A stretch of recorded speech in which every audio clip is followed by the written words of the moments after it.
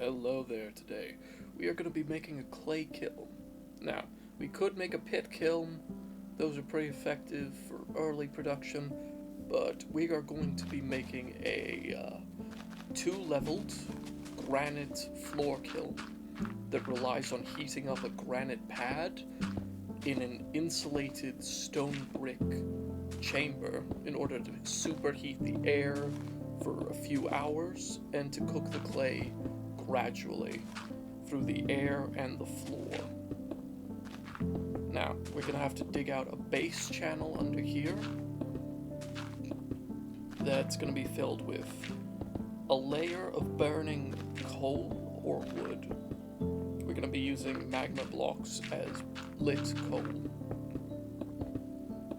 And then a layer of kindling and hay, or light burning things that can be re-added to over the span of the cook period for the clay as a more direct heat source.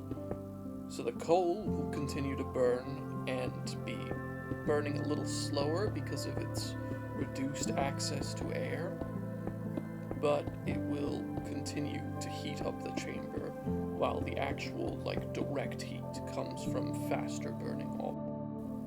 Now, moving up to the top section, here's the actual granite pad. So this is what will be heated up primarily, and then this will heat up the air from below.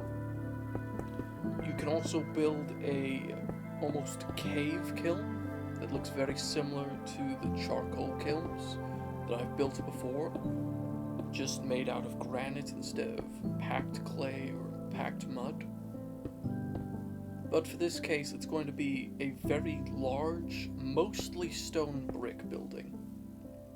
It won't look as nice as, say, a clay kiln, but it does look a lot better than a bunch of holes in the ground burning wheat or thatch on top of wooden logs in order to heat up clay that can only be used once. So this is very much a more industrial building, but for early preservation, like true preservation of food, not just refrigerating underneath the ground so it's at a more consistent level, like in the root cellar.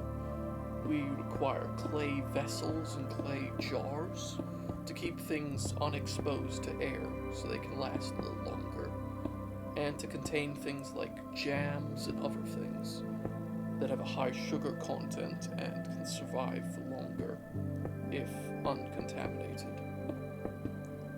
We're going to add a bit of a slant to the roof so it's not just a big stone brick wall, but this is still going to look mostly like a stone brick, slab, because that is what it is essentially. It's a two-story stone brick structure designed for one very specific reason. So, I'm going to use trapdoors up here so that you can access a enclosed area. And this is the pots that we're going to be using.